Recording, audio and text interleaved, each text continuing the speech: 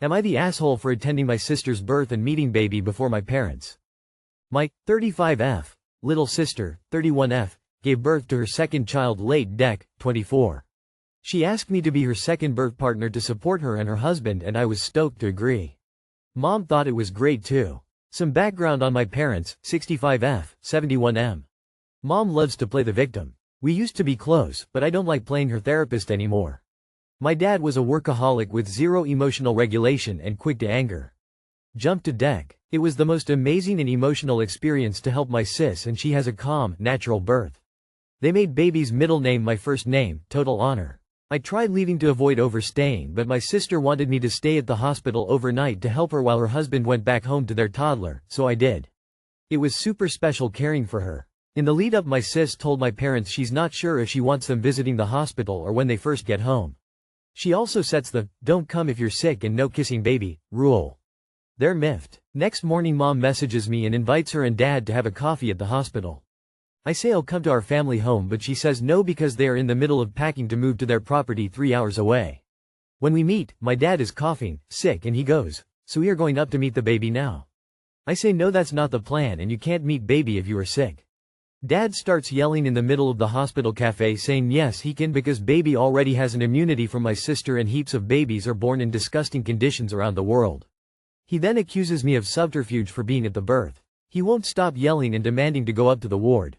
I tell him he doesn't have my sister's permission and she needs to know he's unwell. My mom is all, "I told you not to say anything." Dad keeps escalating. I tell Dad I'd rather he be NC with me than I go against my sister's boundaries when she's so vulnerable after birth. He carries on about my conniving subterfuge and manipulation, I think, for not saying I was at the birth. I then told Dad that my sister asked me 6 months ago. Sis had told Mom multiple times since, and Sis told Mom yesterday I was on my way. Dad looked confused and Mom says, "I must have forgot." I went back to the ward without them, warned my sister, said goodbye and made a hasty exit to drive back home, crying the whole way. My sis ended up letting my parents come into the ward, though Dad wasn't allowed near the baby. I then find out they drove back to their property the next day.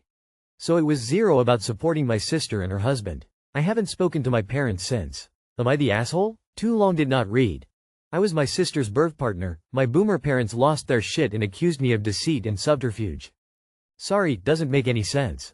I'm not even sure why you were involved in all of this. Your sister was undecided whether they could visit or not, so why didn't your parents message your sister or her husband to see if they could come to the hospital? Why are they messaging you to meet for a coffee and think that you can give them permission? Not the asshole. You agreed to support your sister. That is what you did. If your parents, especially your father, made this all about themselves, that's on them. Your parents are massive a-holes and good examples of how not to be and how not to act. Not the asshole. Sounds like your mom's plan was to sneak your sick dad in to see the baby. Not the asshole. Your parents sound exhausting and ignorant. I was worn out for you, just reading this. How does your dad not understand that exposing a newborn to germs is a problem? This is not new information. And your mom forgot key info like this? Surely not. You are not the asshole. Nothing brings out bad behavior and disrespect like weddings and babies. Woman facepalming. No, you are not the asshole. The new parents get to make the call regarding who is in the room for the birth, and then who visits them and their new baby, and when they get to do so. Even if others think the guidelines established by the parents are silly, it's still up to the parents to decide. Good for you for advocating for your sister and her wishes. Your dad owes you an apology for yelling at you in the middle of a public place. Not the asshole. Am I the asshole for taking my kids to their dad's funeral? I'm going to jump right in because the funeral is this Friday. My ex-husband passed away last week in a car accident, very unexpectedly. The troopers came to my house, I'm his emergency contact, to break the news. The first person I called was his father, and he flew out the next day with my ex sister.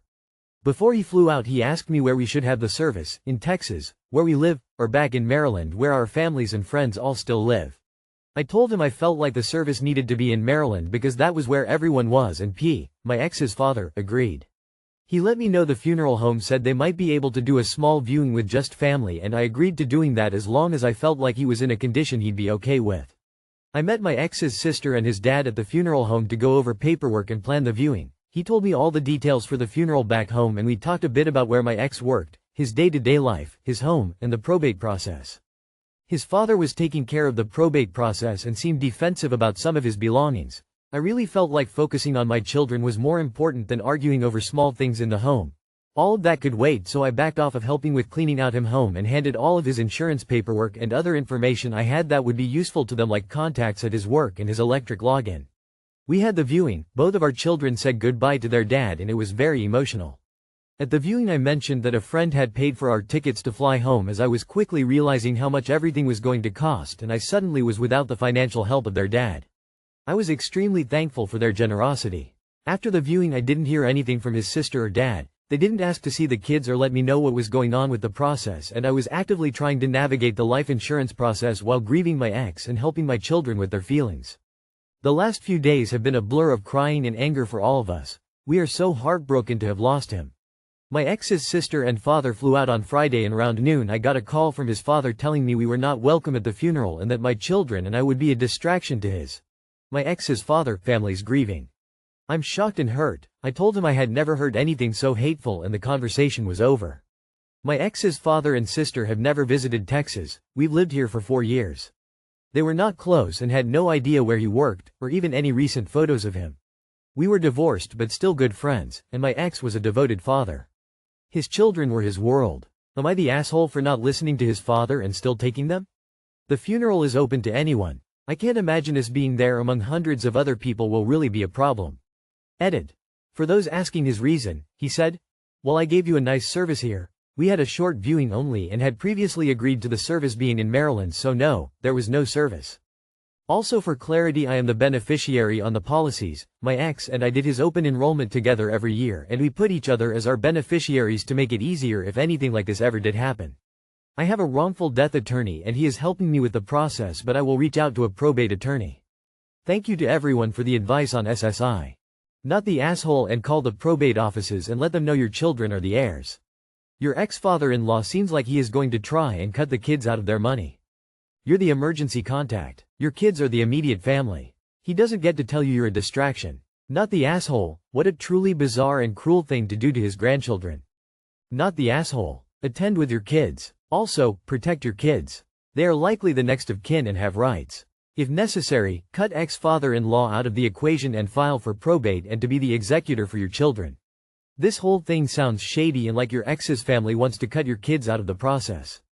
Not the asshole. My ex's sister and father flew out on Friday, and around noon I got a call from his father telling me we were not welcome at the funeral and that my children and I would be a distraction to my ex's family's grieving. Where the shit is this even coming from? 2 things. 1. Your kids have every right to be at that funerals. Your kids have every right to be emotional at that funeral. It's their father who passed away. And their grandfather is a cold-hearted 2. Your kids are quite likely next of kin and have rights to whatever is left in the estate. Grandfather is trying to rob them of it. You may not need it, but your kids could benefit from it. Get a lawyer now. Is it possible that they're trying to keep you from getting valuables that his children would inherit? Are they trying to make a power grab without you present? Am I the asshole for not giving straight yes, no responses to my husband's questions? I don't give a non-answer. I give an answer. It just might not be yes, no. It drives my husband nuts. He gets annoyed and I feel like he's overreacting. Here are some examples. Do you want butter and honey on your toast? I want butter and jam. Did you want to see a movie tonight? I feel like staying in. Is that bill paid for? I actually need to go back and look at that because they sent the wrong amount. Did you talk to X about why? He didn't call me yet. Are my types of answers really that bad? Why does he get so annoyed with these answers? Feel free to convince me to be more sympathetic and change my answers. I just kind of think he's being overreactive when I am clearly not avoiding the question. It's like he wants an exact answer to the question. Edit, update. A lot of people saying I do this intentionally and maliciously. I don't. It's a habit of how I talk and answer questions. I am aware it annoys him and I do try to adjust, but I don't always because, again, it's a habit of talking. It can be difficult to change the way you communicate. It takes time. He also explains why it annoys him, unclear answers, sometimes ambiguous. He has a lot of vagueness at work and would just like some straightforwardness at home. Sometimes lack of clarity scares him, like wondering if I can't be more direct with important situations. I understand all this and am sympathetic and do try to adjust. It just feels like a little much when he gets annoyed at something that I don't see it that big of a deal. You are the asshole. You know what he's asking and you know it bothers him, but you won't give him a clear answer. Your responses aren't answers. They are tidbits of info forcing him to pull the answer out of you by asking more questions. It shouldn't be that hard to answer him. Why won't you? Well, I wouldn't be able to be in any kind of relationship with you, because I would have lost my mind and just ran away tears of joy. How does I feel like staying in? Answer the question if you want to watch a movie or not, as you can do that at home as well. If you need to go back and look at the bill, it means that it hasn't been paid yet? If so, why is it so hard to give that info? Why would the fact that X didn't call you answer the question about whether the two of you discussed a certain topic? You could have called him. Anyway, no judgment from me if that's the way you've always communicated. I mean, your husband was aware of it all along and obviously decided that it isn't as big of a deal to him, as the two of you are married, so no point in being all annoyed now. Cold sweat smile. I mean, I wouldn't say you're exactly an asshole for it, but if it knowingly annoys, bothers, upsets him, it's such an easy fix on your part to just say yes, no then the explanation. I think if you're just refusing to make an easy accommodation to avoid an argument that would make you are the asshole. Gentle, you are the asshole. Did you want to see a movie tonight? I feel like staying in. Why does he get so annoyed with these answers? Because you're not always providing useful information. Staying in does not preclude watching a movie at home. It's like he wants an exact answer to the question. Yeah, and? If he wanted an answer to a different question, he would have asked a different question. You are the asshole. You realize you are doing this and still do it specifically to drive him crazy instead of simply saying yes or no. I've been married for 24 years. Is this really a thing now that people don't know they're assholes for purposely doing things to drive their partners crazy or make their partner's life harder in any fashion? Really? Did wedding vows get changed sometime in the past 24 years to remove all that shit about love and replace with trolling one another as long as you both shall live? Not the asshole. I could understand his view if you were being long-winded or including unneeded details in your answers, but that was not the case with the examples you shared. From your examples, you are saving him from having to ask a follow-up question. Him. Is that bill paid for? You. No. Him. Why not? You. They sent the wrong amount. You are simply conveying all the info at once. Am I the asshole for refusing to cook meals for my roommate anymore because of a comment she said? I, 35F, have been living with my roommate for the last 4 years. Together with my dad, we used to include her in all holiday dinners until she'd yell at us over truly stupid things. Such as not doing potatoes how she wanted even though we did 100% of the cooking, and she didn't tell us she wanted things done differently. So we stopped the holiday dinners. But every once in a while we still did certain meals together every couple of months or so. The last time we did a meal together with her was Halloween, and since then she has been constantly making many requests for us to make certain meals for her. Now, she's aware that we've included other people in our meals a couple of times because they're mutual friends. However, a few days ago she made a comment how we never do meals with her anymore.